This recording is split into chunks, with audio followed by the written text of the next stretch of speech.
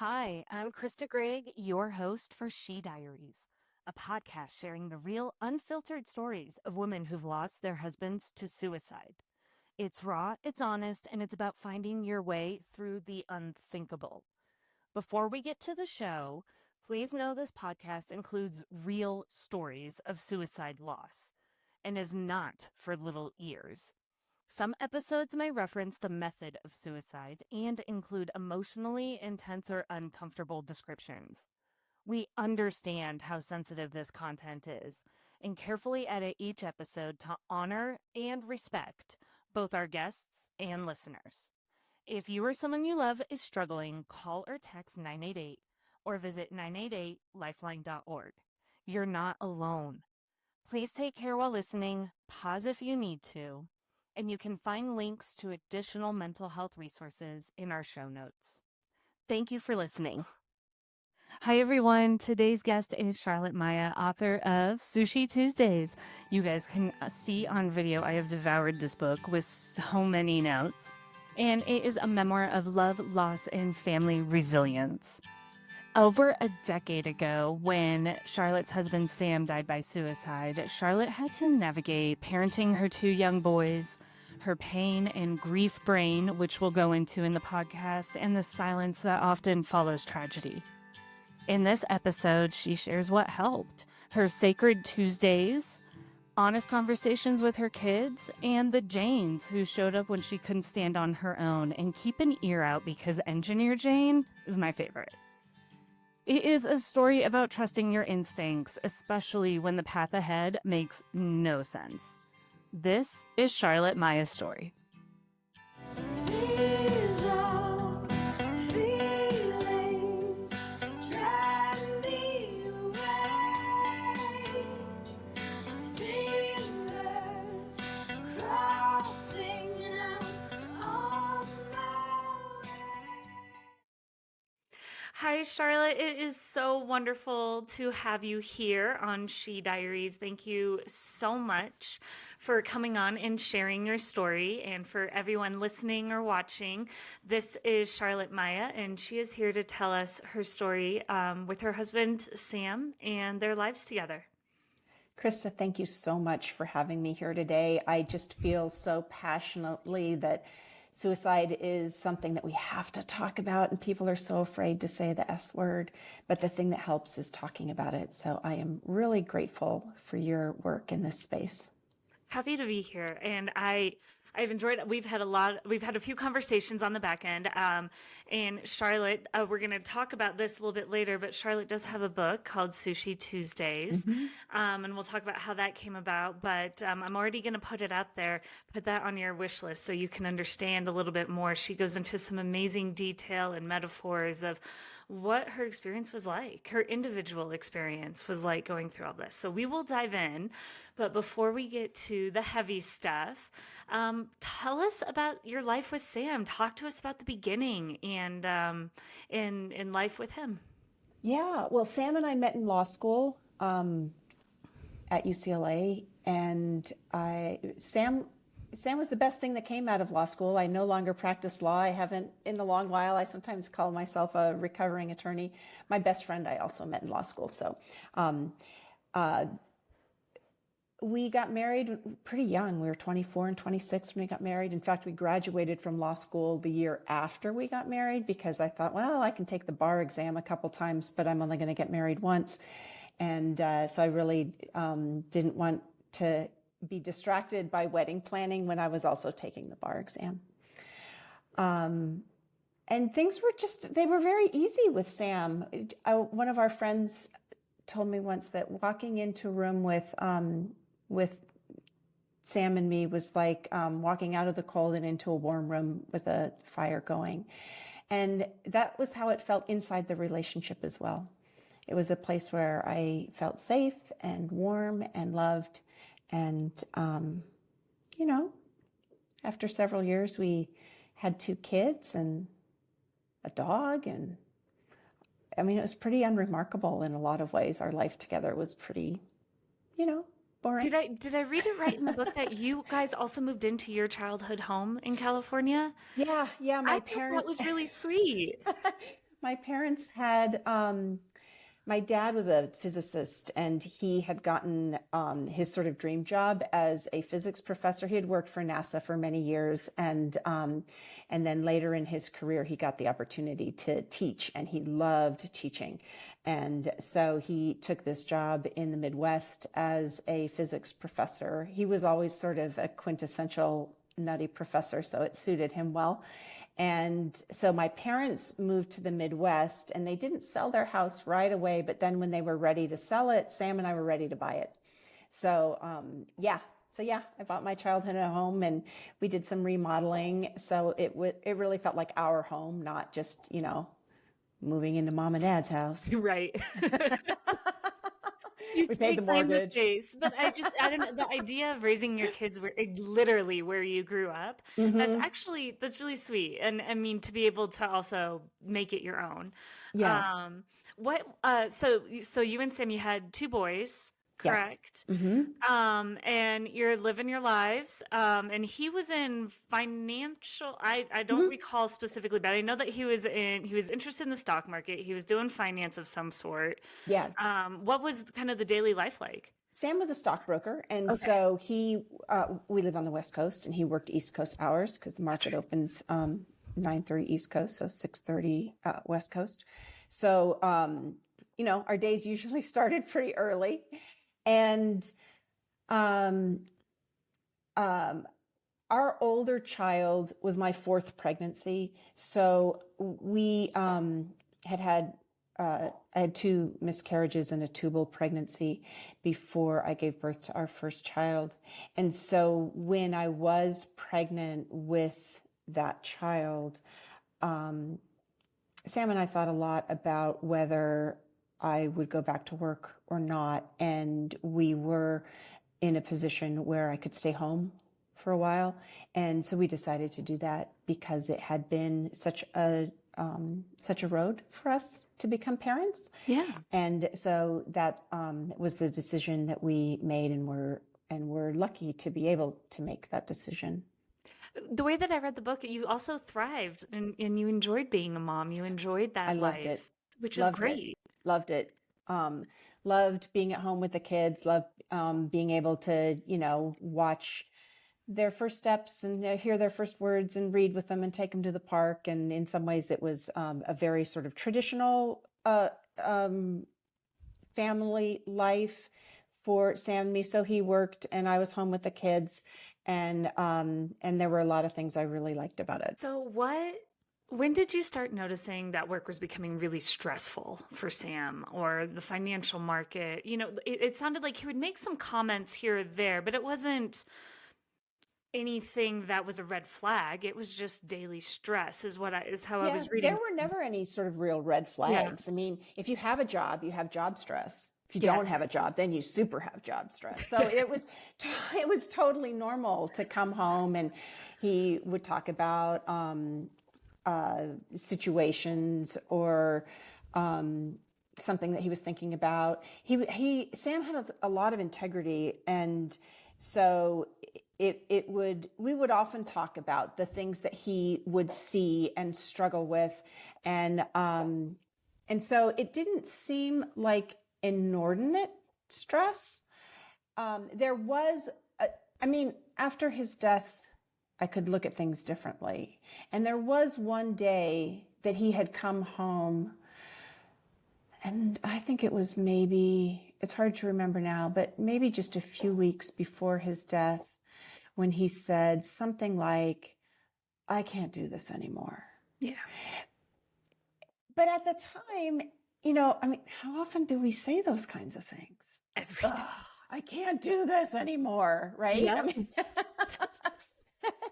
You say that when the baby's not sleeping through the night. I can't do this anymore. But somehow you drag yourself through. So it didn't strike me as particularly alarming. Right.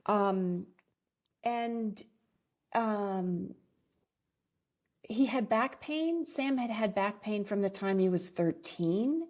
So that too was something that and he'd had 2 surgeries when the kids were little. And I could see he was in pain. I could see he was physically in pain. And I do think that our stress manifests in our bodies, often in backs and shoulders and necks. And so that also struck me as something that that I noticed. Well, and you mentioned in your book, as you're reflecting, because it seems like there's little poignant moments where it's like, well, maybe this was him telling me, or maybe this was something, but one of the things that you discovered was chronic pain can often lead to depression. Right. And that was a question I think you were asked by your therapist, like, was Sam depressed? And then the idea of, oh, wow, well, he's suffered with pain his whole life, maybe. And we're not here, we don't know at the end of the day, but that was kind of one of those discoveries of, well, he's had this back pain since he was a kid, and he was about to have his third surgery. Well, he wasn't about to have a third surgery, okay. But I wondered whether that was something he was thinking about. Like, he never mentioned to me that he wanted to have surgery again, but I did wonder about it because I could see that he was in pain. And so that was something that we hadn't talked about. But this is kind of why I think it's so important to talk about suicide, to develop sort of a literacy in suicide, because there are things like chronic pain that can lead to depression, that if we just understand that in the same way we understand that having a balanced diet is good for overall nutrition, like we understand about nutrition and exercise, and so understanding about mental health in the same sort of just very matter-of-fact way, I think makes such a big difference in how we interact with each other. And so knowing that there might be a connection between chronic pain and depression, and knowing, for example, I just think this is so important to know, that if you ask somebody if they're thinking about ending their life, you are not going to put that idea into their brain.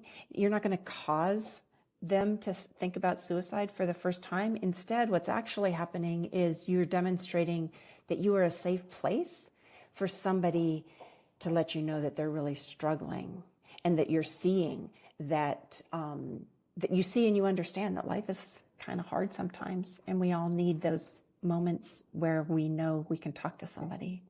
It opens up that door of vulnerability. Like, okay, we're going to say the S word right now, and I need you to be honest with me about this, because I'm here for you. Right. But if you don't say the S word, if you tiptoe around it, hey, are you having a bad day? Or, life's kind of hard, right? That you gotta get to the point. Have you thought about taking your life? Do you have a plan for how you might? Those were not questions that I asked Sam. They honestly hadn't occurred to me. But knowing what I know now, there are some signs that I would absolutely pay attention to. And the most important thing, I think, is to trust your gut. You know your people. Yeah. You know your people. And when something seems off, and something had kind of seemed off, but I couldn't quite put my finger on it. And so when something seems off, it's okay to ask. And your people will have different things. But for Sam, he had lost a little bit of weight, not a ton, like, I don't know, 10, 15 pounds. So not like a shocking amount of weight. But he didn't have an awful lot of weight to lose, and it was a little out of character for him for his weight to be off, is probably the best word I would use to describe it. It was weird for him to be so emotionally heavy. And then one of the weirdest things that I did not recognize at the time. And in my defense, when I did practice law, I was a trust and estates lawyer. So I looked at wills and trusts every single day. I didn't think about it that weirdly, because it was what I did. And Sam, the night before his death, had our own wills and trust out on the kitchen counter. And now I understand that that can be a sign of suicidal ideation. But at the time, not only was I a wills and trusts attorney, I was actually thinking that we needed to revise our own will and trust because it had our older child, Danny, by name, but it did not have our younger child, Jason, by name. It just said everything at the end of the day goes to Danny and any other children we might have in equal shares. So as a practical matter, it functioned just fine. But sort of emotionally, as a mom, I wanted both of the kids by name in the document. So when Sam had it out on the counter, I didn't ask him, oh, hey, what are you thinking about? I said, oh, hey, I've been thinking about revising those. And so we never had a conversation about it. Well, you were in a completely different mindset. You're thinking, oh, let's make progress. Like, this is something that's been on my mind. And yes, yes, I was looking forward, yeah, and he was not. yes. But I didn't understand that at the The time. time. But when we talk about sort of suicide literacy Yeah. and understanding what those signs are, if you know looking at your will and trust might be a sign of suicidality, then now you know. Now you know, and you can compare. He's losing a little weight. He's had chronic pain his whole life. Not to say that anyone that fits this category, but you can at least ask the question. You can ask the question, or even just, hey, what are you thinking about? Yeah. And and who knows where that will lead, and being willing to listen and follow to where it leads. Yeah. Talk about that day. Your boys had a soccer game, and Sam decided to stay home, and you were reflecting about, at one point, did I infer he was going to take a nap? Did he say he was going to take a nap? And that seems murky kind of in the moment, but he didn't go to the boys' soccer game with you guys. So he was tired, and I knew he hadn't slept, and that was also weird. But on Friday, the market dropped 300 points, which today doesn't sound like that big a number, but at the time it was a really big number. So he was very stressed. And so it made sense that it would keep him up at night. But it was weird that he never came to bed. That was weird. Usually if he was stressed, he would eventually come to bed. But that night, it didn't seem like he had come to bed at all. So I knew he was exhausted. And so he said he was going to stay home and take a nap. And I took the kids to the game myself. Great. And which was unusual. Normally he would have gone with. But it made sense because he was exhausted. Exactly. And you're giving him that space too, to take Yeah. care of himself. Absolutely. Yeah. And If then I you don't guys sleep, I had a need a nap. plan to go hiking. So you had a very active day going. Well, you know how it is fun with little family day. kids. Yeah. No, a great day. I'm thinking, like, I would enjoy that. That sounds lovely. Yeah. And he wasn't home when you guys got home. So you tried to give him a call. Tell me a little bit about that afternoon and what ended up happening. Yeah, so I had taken the kids to the soccer game, and then after the game, like, we had a whole plan for the day. After the game, we were going to have lunch, and then we were going to go for a hike, take the dog for a hike. And so when I got home after the soccer game, he wasn't there, which was a little weird. So I called him and I got voicemail. But then we went to lunch, and we had lunch. We picked him up a sandwich as well. And then when we got home, he still wasn't there, which then was very weird. That he hadn't checked in even was kind of weird. And so I called again and got his voicemail. And it was in October, so the days were getting shorter, and it was a beautiful fall day, like clear blue sky, gorgeous afternoon for a hike, not too hot. And but I didn't want to lose our daylight. So I also thought Sam would sometimes, if he was stressed, and I knew he was because the market had dipped, he would go for a drive. That was something that would relax him. And so I thought, well, maybe he went for a drive, and that would explain why his car wasn't there and whatever. Right. So I load up the kids and the dog, and we go for a hike, and it was a beautiful day. And as we're getting onto the trail at the beginning, this guy was coming off the trail, and he said, oh, hey, up ahead, there's a baby rattlesnake. So you should pick up the dog and just be aware. And I was really glad that he had let us know, because baby rattlers are sometimes hard, you don't see them, and they don't rattle yet because they're so little, and their rattles aren't totally developed. And so sometimes you can surprise them, and that is when they bite. And so up ahead in the trail, we see this little snake, and so I pick up the dog, and we walked around this. The trail was really wide right there, so we walked around the snake, and I'm thinking, oh my God, Sam is going to kill me when we get home, because he would never have walked the kids around a rattlesnake. We used to call him Safety Dad, because he was always doing the safest thing. And so we go around the snake, and we continue to go up the trail, and there was a little pond, and Jason caught a little frog, and he made me take a picture of his frog. He said, look, Mommy, take a picture for Daddy so we can show him my frog when I get home. It's the tiniest little frog. And then it started to get a little cooler. The sun's starting to go down, and in the mountains, once the sun starts to go down, it can go down very quickly. So we went back down the trail. We hadn't gone that far. The kids were 6 and 8. It wasn't like we were backpacking in the Sierras or something, but also they're 6 and 8. So sometimes they don't go that fast, and they get distracted by rocks and worms and fun, wonderful things. And the reception was really poor in the mountains. And this was in 2007. So just for context, the first iPhone came out in July of 2007. So, I had a flip phone, Right. And cell reception was often poor in places where there was hills. So by the time we got off the trail and back into the parking lot, I still didn't have a missed phone call or a voicemail from Sam. And now I hadn't talked to him all day, and I was very concerned. That's not normal. That was not at all normal. And, but I've got 2 little kids in the back and the dog. And so, you do the mommy thing. And so I remember driving home from the trail, and it's just maybe 10, 15 minute drive. And I could hear the kids talking in the background, but I have no idea what they were saying, because Right. by this point now, I was very concerned, because I hadn't heard from him all day. And this was very weird.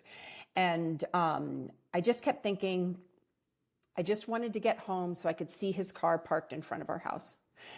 And when I turned the corner onto our street, there was a police car parked in front of the house, and the lights were flashing silently.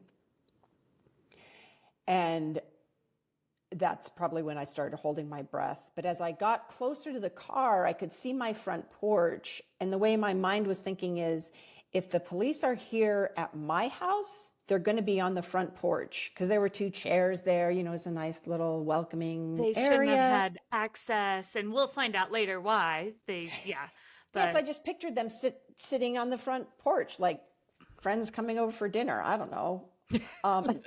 just stopping by. And so there was this moment when I exhaled, because they weren't in front of my house. And I thought, oh, thank God, the emergency belongs to somebody else, which is not a very charitable thought, but it is what went through my head. And then as I turned into my driveway, I could see up at the top of the driveway, there they were. And there was a policeman and a policewoman and a priest. And I kept staring at that white clerical collar. And I just thought, this is not going to be good news. Yeah. So I put the car in park. I told the kids, you stay here, I'll be right back.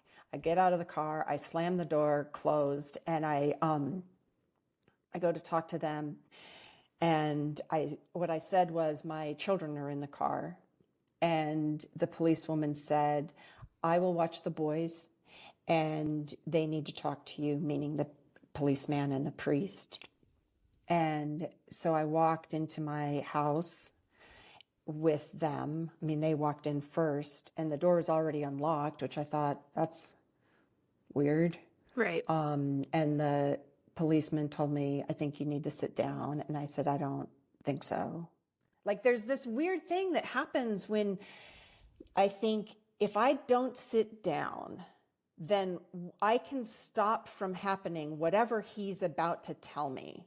Yeah. Like it's a weird sort of like if I don't sit down, then whatever bad news he's about to tell me won't be true somehow. I don't know. I almost see it as an element of control. Like you are not in control of what is about to come. They're in your house. They have showed up. You did not ask for this. And the least, you can own is whether you sit or stand. Yeah, I think that's right. But then I did sit down and I was really glad I did because that's when he told me that Sam had taken his own life and all the feeling sort of drained out of my body. And one of the things that they told me, they said, so after they told me what happened, I asked a couple questions. They said, we will tell the children that their father died, but you have to tell them how. And we recommend that you tell them the truth because you do not want them to find out from somebody else. And on a day when nothing made sense, that actually made sense to me. Yeah. And so the policewoman brought the kids into the house, and I sat in a chair in my room. It was kind of an oversized chair, but like I said, they were little, so we all fit in one chair at that time. And I told them the truth, and I told them that their father loved them with all of his heart. And I told them that he had taken his own life by jumping off of a tall building in Pasadena. And it is the hardest thing I've ever done. But also, I'm really glad I did because my children know that they can count on me for honest answers to difficult questions. Those kids turned 26 and 24 yesterday. And yesterday, yeah. And they still know, they both have the same birthday. They still know that they can count on me for honest answers to life's hardest questions. And sometimes the answer is I don't know. And that's fair. Yeah. And right after the news broke, 2 neighborhood friends came over to help immediately. So what were they able to do for you in those moments? So the police, they're like, they've kind of done their job, right? Which is, I'm really grateful for the job that they did. I just want to kind of pause and make a note of gratitude and appreciation for our first responders. Yeah. Because I know, I don't know, I just know from my side, that is a very difficult job, but they did their job well.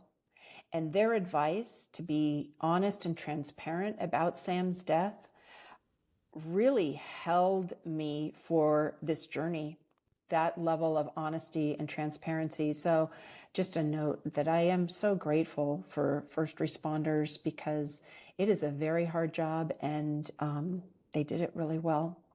And, you're experiencing something once in your life.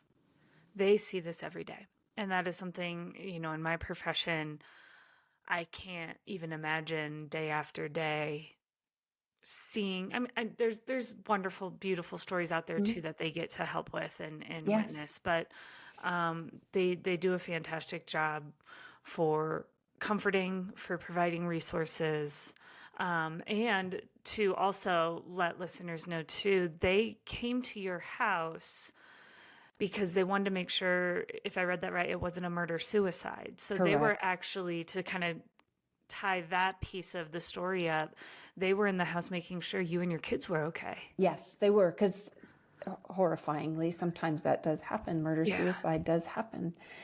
And when I did get off the trail from the hike, there were a couple missed calls from numbers I didn't recognize. Right. That was probably them. I don't know for certain, but I'm 100% sure that was them. Those were the missed calls because they had tried to call me. And when they couldn't reach me, and then when they went to the house and they knocked on the door and nobody answered, they were concerned for my safety, for the kids' safety. And so then they go, right? So they come, they do their job. They say, how do you have family? And I say, yeah, my parents are 75 miles away. And they say, do you have anyone closer? And I say, yeah, well, my sister's 20 miles away. And they said, do you have anyone closer than that? And so I have these family friends who are kind of like an aunt and uncle to me, and they lived, 2 blocks away. And so they came over and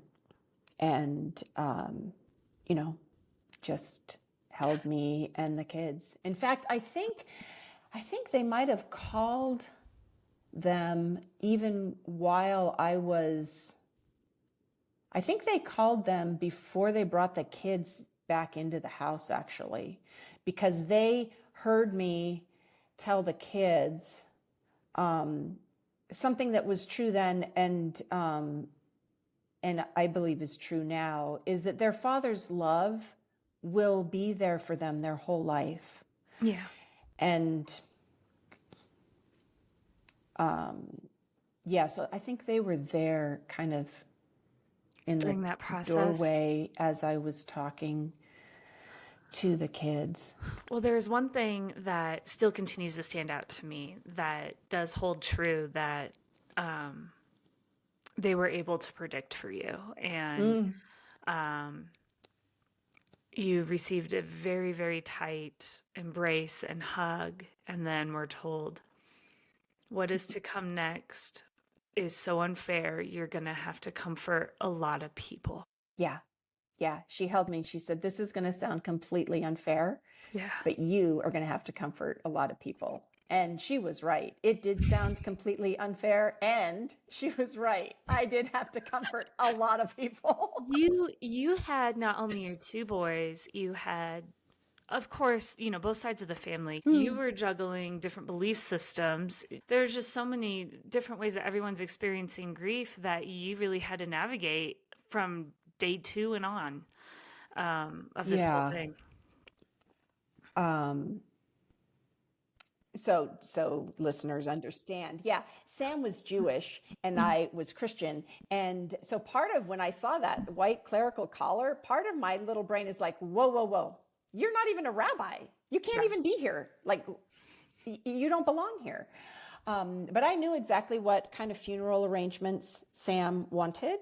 But I think there were people in the family, on Sam's side of the family, who were worried that I wouldn't do what they thought was right.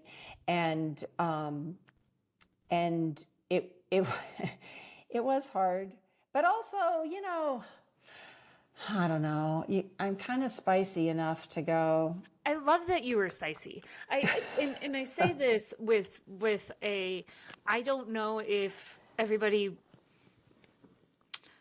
I can see myself. I can speak for myself personally. I can see myself trying to please everybody because I know everybody's going through all of this. But your husband. You know what he wanted, and I thought it was even just more. I don't want to say serendipitous, but later on you found his actual writings of what he wanted, and you started going down the list of, okay, I did that check. And it was this, I don't know, recertification of, yes, I know this man and I know who he was, and I don't need to question that anymore. I knew Sam. I love Sam. And you were able to own it and know it from the beginning. And that whole process and Sushi Tuesdays, where it came full circle, that was touching. Well, it's so hard.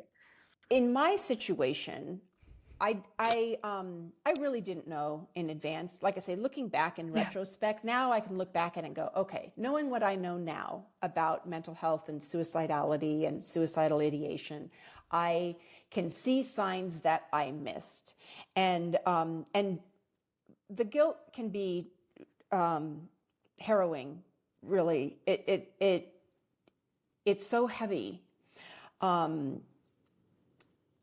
But, I've had a lot of good therapy. And so I couldn't, you can't see what you don't know, which is why these conversations are so helpful.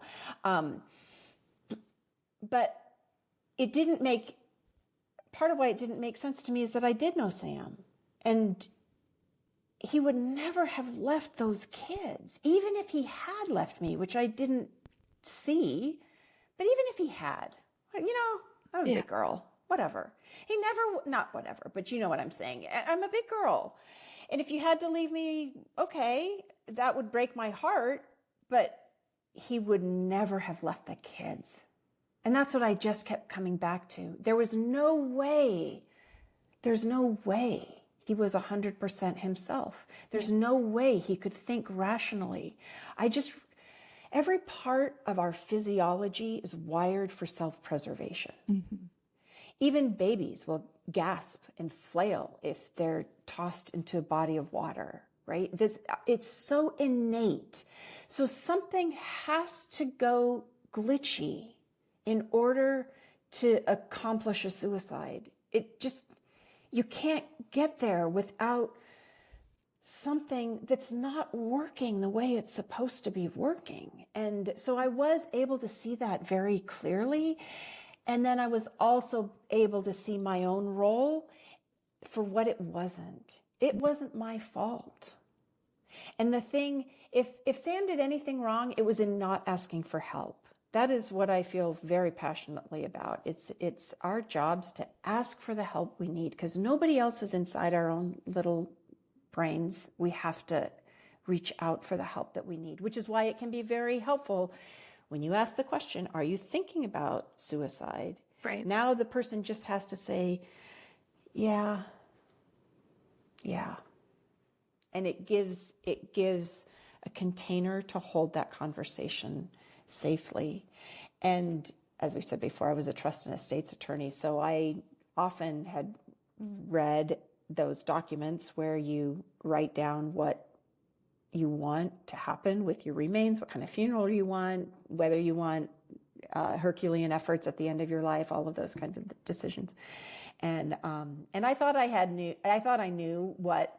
What I actually thought is, I thought Sam had given me full discretion to do whatever I wanted. And so I sort of operated on the premise that I had full discretion to do whatever I wanted after his death in terms of a funeral and, whether it was a cremation or burial or what to do. Because I had given him full discretion to do whatever after my death.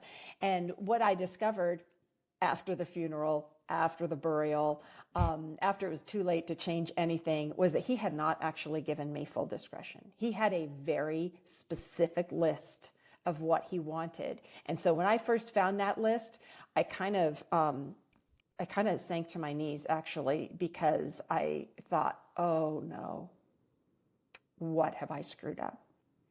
But when I went through his list, I actually had done everything he had asked. You knew Not him. because it was on the list, but because I knew my husband. Yeah. It was just beautiful. It was beautiful to read that. It was for me too, to read that list.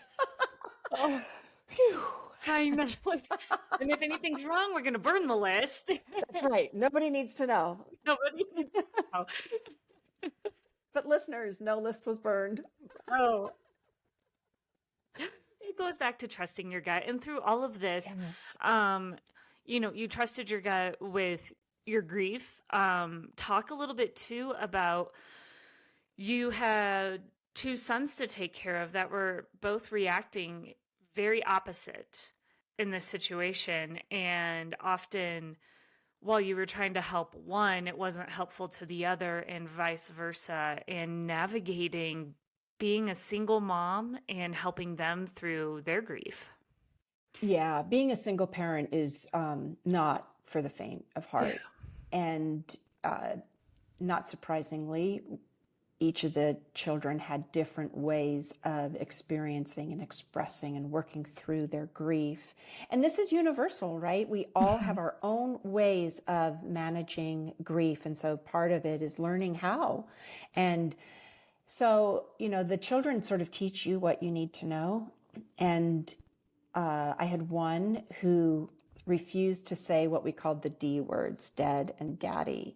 And one who wanted to talk about dead daddy all the time. And so this was not an easy space to navigate. And so there were times when, Jason wanted to talk about dead daddy and Danny did not. And so trying to manage for both of them what they needed in those moments was tricky. It was really tricky. And we do our best and, we make mistakes and then we circle back and try again. Yep. And I don't have any answers, but I'm willing to sit with the questions. And so I think that's an important part of parenting and grieving. Well, and I liked when there were harder moments, you knew it wasn't just about, for instance, the Lego set. And tearing it apart because Dad and I did this together and now he's gone, so I'm just going to destroy it. And you knew it wasn't just about the Lego set. And then for him to build it back together so beautifully in his own way. Yeah. That was just so healing to read and symbolically just such a wonderful representation of going through this process. It's never going to be the same. Yeah. The writer in me, when life hands you the perfect metaphor, you're just you like, took it. You took it. It was remember great. This. Yeah. So there was a night when Jason was just really distraught and he was breaking this Lego ship that, the ones with like 17 pages of instructions. And it was probably a Star Wars spaceship or something. And he smashed it. And my first inclination, is to stop him because, breaking things is kind of not fab. But I also had like a very quick checklist to go through in my head. Well, he's not hurting himself. He's not hurting his brother. And this is not irreplaceable. So I let him. Like I didn't actually try to stop him. I was like, okay, check. Well, I guess he can break it. And tried to, stay with him. But he was, it's awful. He's tears streaming down his face and he's breaking it and smashing against the wall and against the floor. And it's those little Lego pieces scattering all over the floor. And then at one point he looks at me and says, Mommy, you have to fix it. Like as if, right? It was so clear that this is what our lives looked like, shattered all over the place. Like you can't fix this. And eventually, we got everybody settled down into bed. So I had collected all the pieces into a big Tupperware. And the next morning, he asked for it.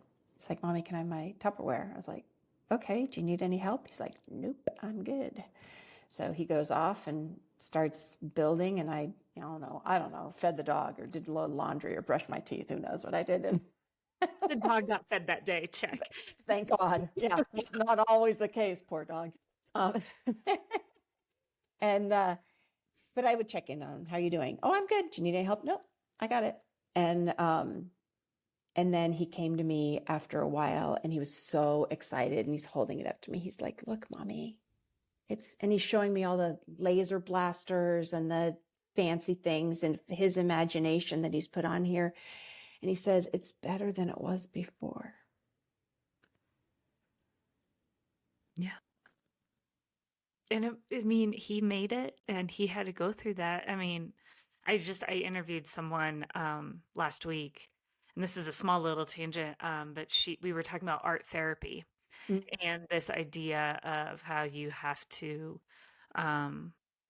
just the creation of something and the process of creating. It's not even about the end result, but it's just going through the motions of creating whatever that art piece is or what you're constructing. It is so healing for so many people. And when we were talking last week, your son absolutely came to mind for this.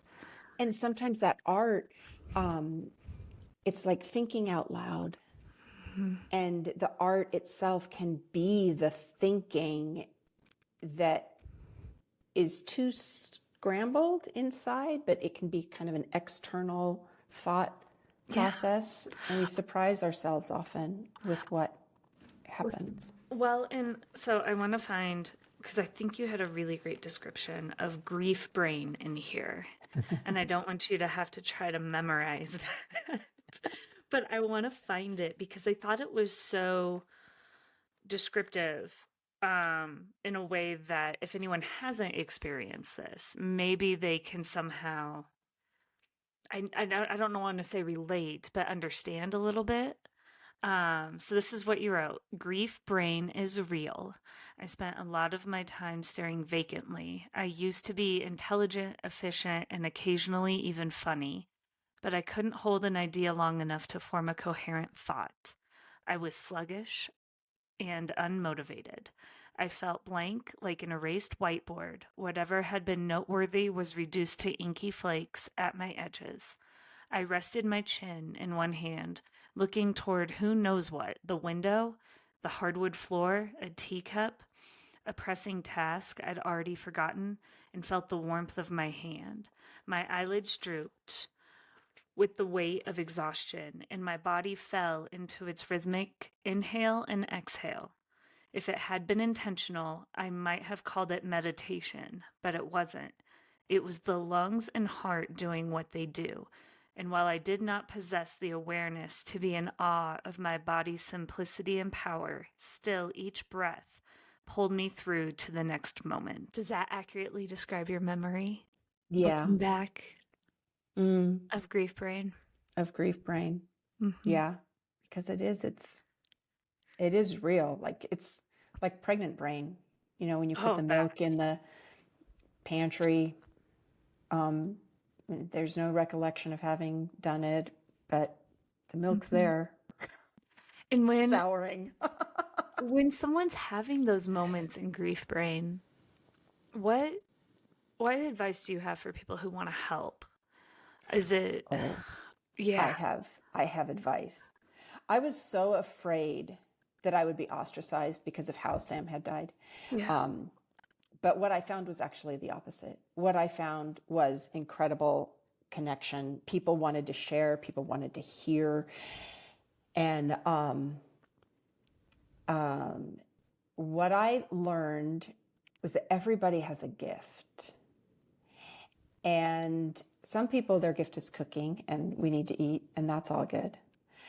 And some people, their gift is making a playlist. Like they love music, and so they're really good at making a playlist. Mm-hmm. And so for people who want to help, what I would say is you have a gift and we need it. Whatever your gift is, just bring it. It is so helpful when somebody shows up with their gift and all you have to say is yes. Like I had so many people, something I do in the book, I had so many people who wanted to help me that I couldn't develop all of these people as full-fledged characters in the book because it would be too confusing and too long. But so I started calling them the Janes. There was Jane MD, who brought me Xanax so I could sleep. And so that's a gift if you happen to be a doctor and can help somebody who is your patient get some of the pharmaceutical help that might be very helpful for them in that moment. That's a gift.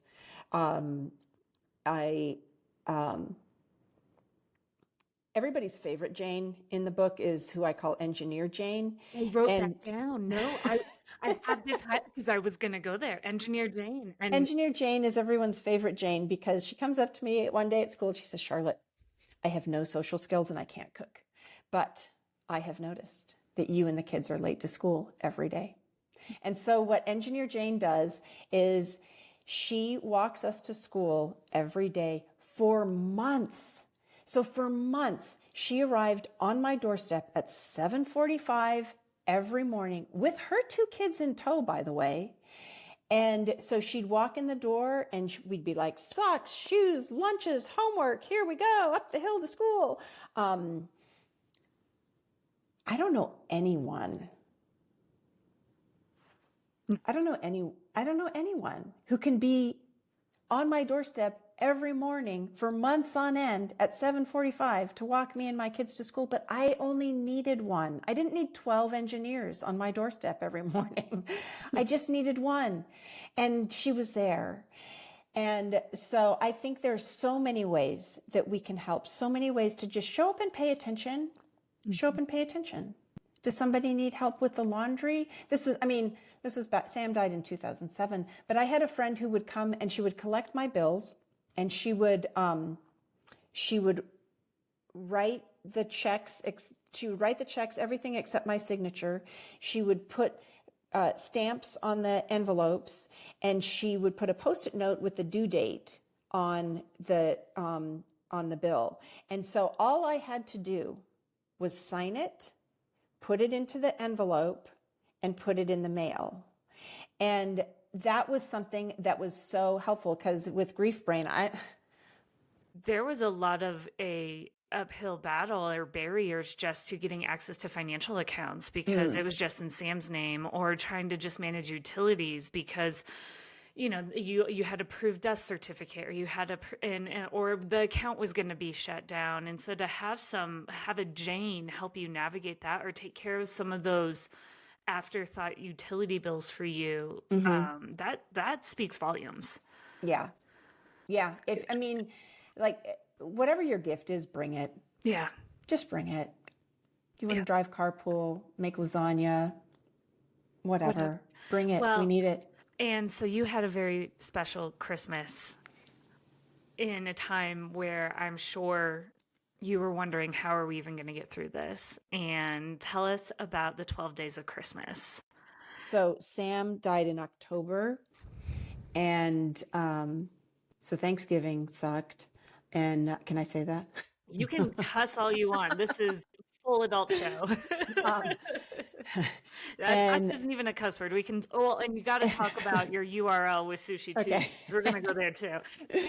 And I was dreading Christmas. Yeah, I was absolutely dreading Christmas. And sometime mid-December, and it's so dark in December. Sometime mid-December, there's a knock on the door, or the doorbell rings, and the kids run to the front door, because it's always fun if somebody's coming to the front door, because people had been coming to the front door with dinners, and so who was bringing dinner tonight? And so, but they open the door and there's nobody there, and there is one of those triangular shaped Trader Joe's boxes with a gingerbread house kit in it, and it has this silver ribbon on it and a little square note that says, "On the first day of Christmas, ...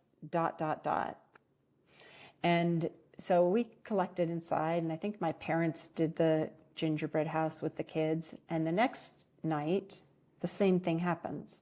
The doorbell rings, and when we get to the door, there's nobody there, but there were 2 snowman mugs with packets of hot chocolate mix tucked inside, and it says, "On the second day of Christmas, ... And at first, we kind of wanted to know who had done it, but we were out at, I don't know, therapy or something, because we went to a lot of therapy. Big fan. His, yes. Hers, ours, all the therapies. So at first we tried to catch them, but we couldn't. They were too clever. But every single gift, the third night, the fourth night, had the same silver ribbon and the same note on the fourth night of Christmas. And it was always simple things like 6 oranges or 7 apples or 8 candy canes. I can't remember now exactly what the things were. But at some point, I started kind of liking the not knowing of it. There was something very magical almost about not knowing who it was. I had even asked my friend Karen, I was like, did you do this? Because it kind of seemed like the thing she would do. And she's like, no, I wish I was doing it. And I was like, who could it be? But then I kind of, like I said, I kind of started warming up to the idea of not knowing. And so then I would kind of make a point of corralling the kids in the back and reading a book. And then, oh, there goes the doorbell. And by the time they got there, our little elf had disappeared. But I didn't kind of know what to expect on the 12th night, which was the 24th of Christmas Eve. and we were expecting something, but I really didn't want the kids to be disappointed because I was, life had already dealt them the biggest disappointment I could imagine. And so I was very protective of them and their little big feelings. And we got home from a friend's house because I couldn't stomach the idea of doing the same thing we always did for Christmas Eve, but without Sam. So we went to a friend's house. And when I came home, Krista, it looked like Santa himself had delivered the contents of an entire sleigh. There were 12 gifts, 4 for me, 4 for Danny, 4 for Jason, all different colors of paper, all different ribbons. And it was amazing to feel so cared for and seen and so, just so loved. And I still don't know who did it. And now I don't want to know. So listeners, if you know, don't tell me. Because part of what's so beautiful about it is not knowing, just that place for love to enter. Like, you don't have to know, but there she is. It's like the most selfless thing. You don't need the acknowledgement as the giver to be like, oh, can you please say thank you? I do hope that if you do know who it is, please tell them thank you. And yeah. But at the end of the day, it was just the most selfless thing. And it's not just a one-time thing. It is you created magic in such a dark place. Yeah. In someone's life. Yes, they did. They created something. Well, and they created hope. Because for the first time, we were looking forward to something. Like, we wondered, what are they going to bring tomorrow?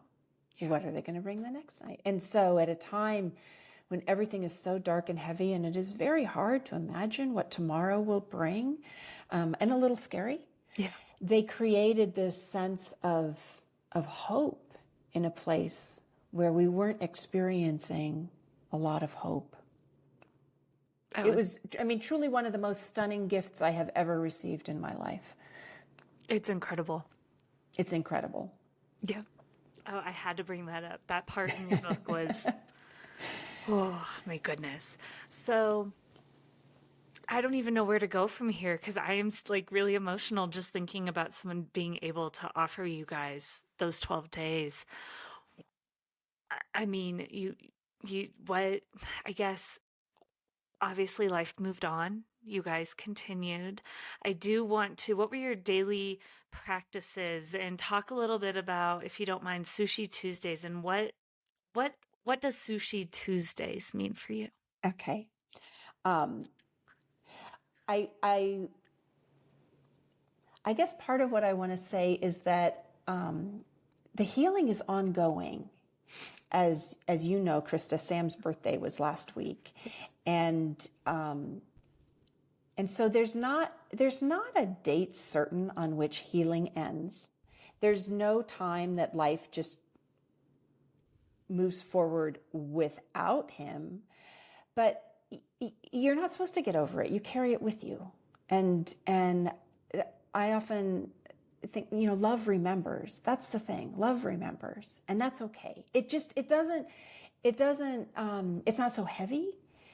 And I don't feel like time heals all wounds. I feel like time plus work is what time gives you space to do the healing work, is how I think of it. Time by itself doesn't do the healing, but time gives you the space to do the healing. And so one of the things for me that is healing for me is writing. And so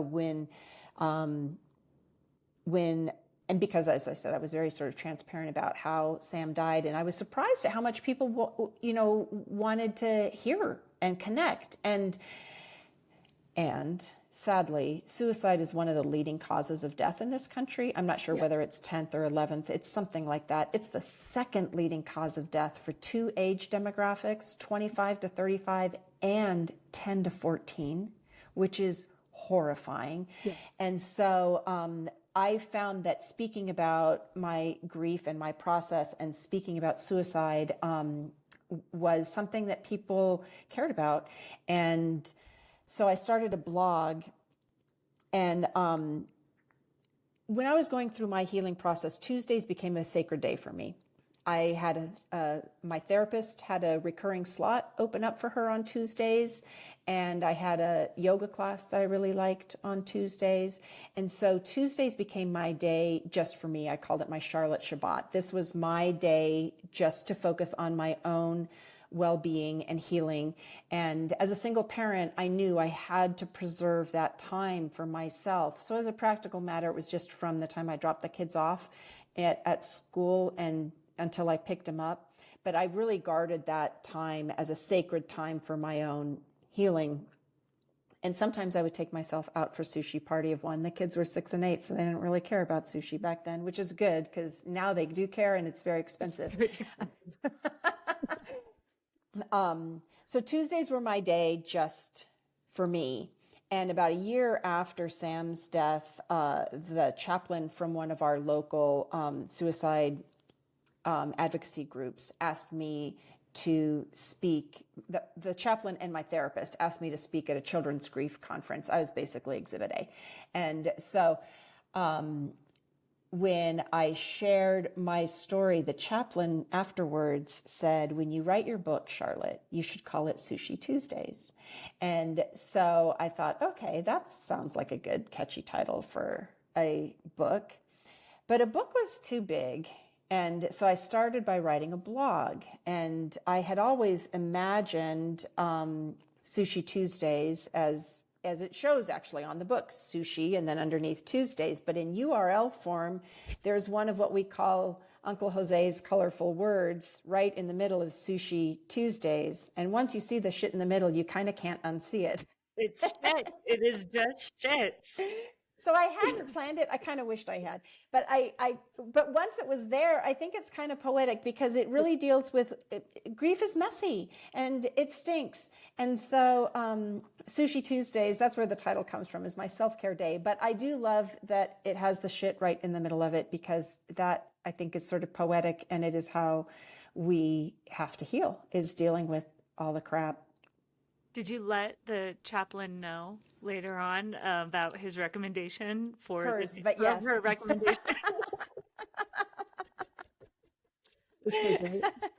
And she loved it too, which I think speaks to a really good chaplain. Yes. If they are willing to get in the mess with you, and good friends, if they're willing to just sit with you in the shit, those are keepers. I love that. Oh, it's so great. It is so great. Just sit in the shit. Sometimes that's what it is. It's like this.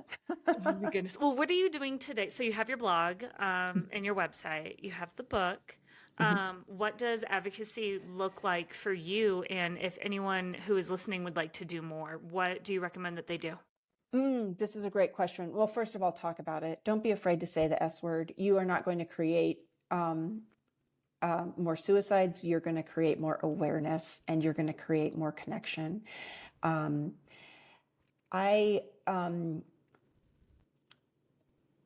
think, reading about it, understanding what the signs are, learning how to speak about suicide. One of the things that we avoid the term commit suicide because the word commit has connotations of criminality, and suicide is not a crime.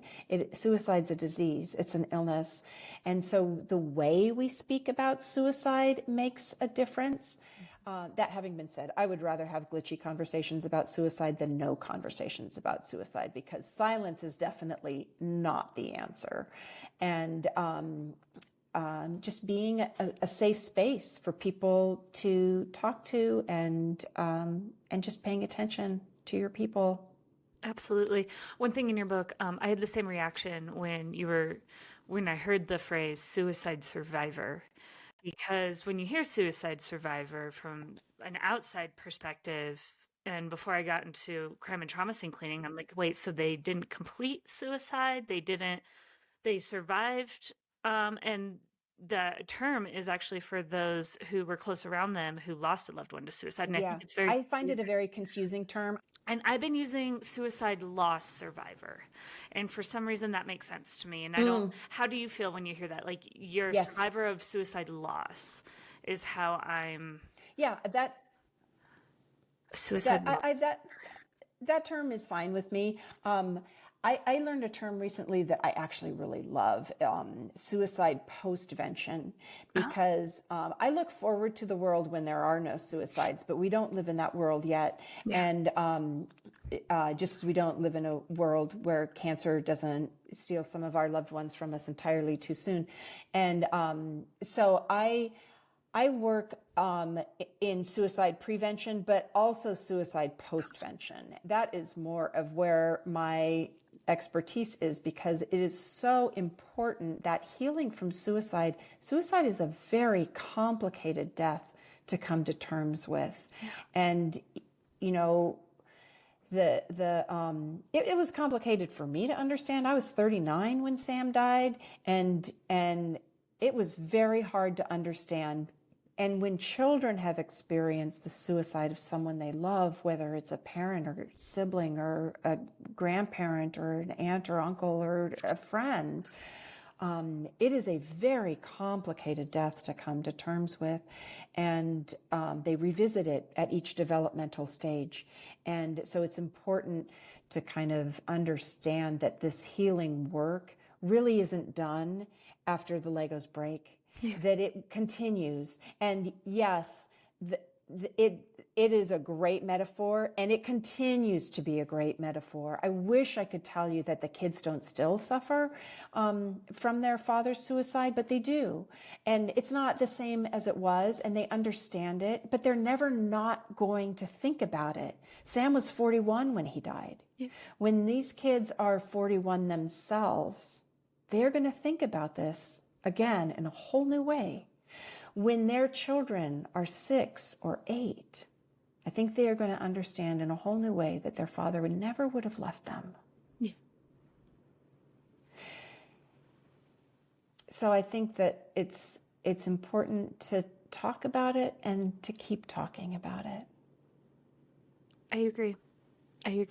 And if anyone needs help out there, you know, there's the 988 hotline. I loved your message in the book saying every cell phone should already have the National Suicide Hotline phone number already pre-etched into it.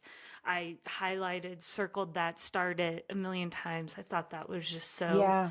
Some of these national numbers to get help, because Sam only had, 10 contacts in his phone. And if he had that one, maybe.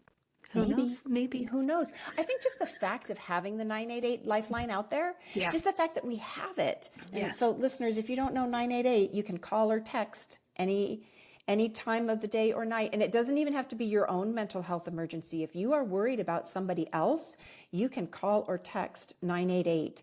I think just the fact that it's there is a great reminder that everybody needs help sometimes. Yeah. I think that alone helps to take the stigma and shame out of asking for help. Yeah. If you feel like you have no one to call, there's always someone to call. There's always someone to call. There's someone that's willing to listen. Mm-hmm. Is there anything else you would like to share on the podcast today that maybe we haven't covered, or a parting thank you or message to anybody? I'll leave it in your hands. Sorry, Krista, I think you've done such a beautiful job with this work. I'm so grateful to you for highlighting this very important, like you say, hidden story. And just, you know, there's always hope. I think that's the only thing I would just make sure people know. There is hope. Yes. Thank you so much, Charlotte. Thank you for doing this with me. There's so much more to do, and this is just the beginning for Bright Sky House and She Diaries, and I'm so grateful for you to trust us with your story.